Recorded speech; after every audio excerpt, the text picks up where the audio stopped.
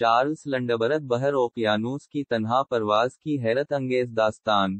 یہ 20 مئی 1927 کی ایک عام سی صبح تھی، لیکن نیو یارک کے روزویلٹ فیلڈ میں ایک نوجوان پائلٹ ایک غیر معمولی مہم پر روانہ ہونے والا تھا۔ اس کا نام چارلس لنڈبرگ تھا، اور اس کی منزل پیرس، فرانس۔ وہ دنیا کا پہلا شخص بننے والا تھا جو بغیر کسی رکے اور بغیر کسی ساتھی کے بحر اوقیانوس کو طے کرے گا۔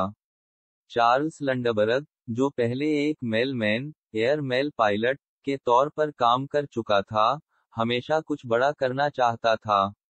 1919 میں ریمونڈ اوریگ نامی ایک فرانسیسی امریکن تاجر نے اعلان کیا کہ جو بھی نیو یارک سے پیرس تک بغیر رکے پرواز کرے گا، اسے $25,000 کا انعام دیا جائے گا۔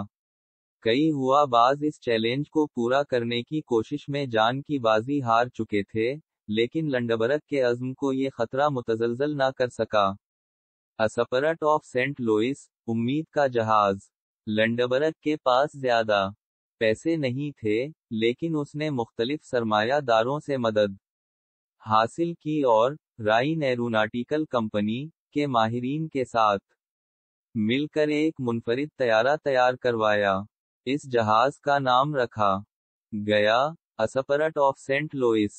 یہ نہایت ہلکا تھا، اس میں ایک طاقتور انجن تھا، لیکن سب سے خاص بات یہ تھی کہ اس میں ایندھن کے زیادہ ٹینک نصب کیے گئے تھے تاکہ طویل سفر ممکن ہو سکے۔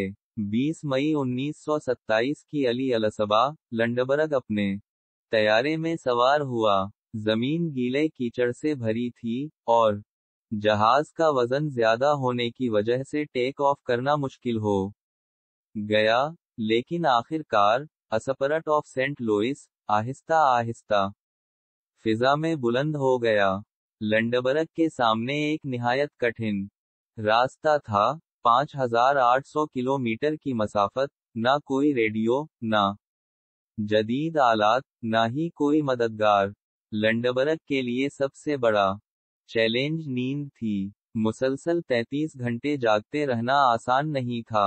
کئی بار وہ نیند کے جھٹکے کھانے لگا۔ ایک موقع پر تو اس کا جہاز سمندر کی سطح کے بالکل قریب پہنچ گیا، مگر وہ فوراً سنبھل گیا۔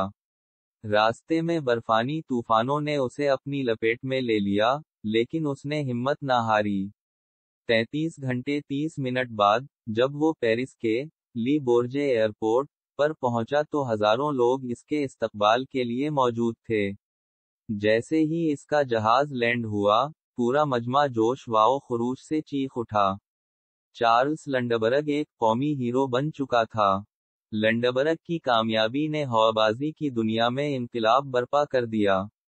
اس کے بعد ہوائی سفر کا ایک نیا دور شروع ہوا، اور بین الاقوامی پروازوں کا رجحان بڑھنے لگا۔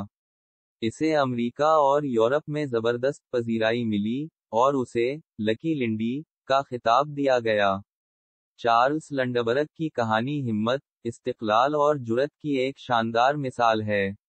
اس کی تاریخی پرواز نے نہ صرف ہوابازی کی دنیا میں نئی راہیں کھولیں بلکہ انسان کو یہ سبق بھی دیا کہ اگر حوصلہ اور عزم مضبوط ہو، تو کوئی خواب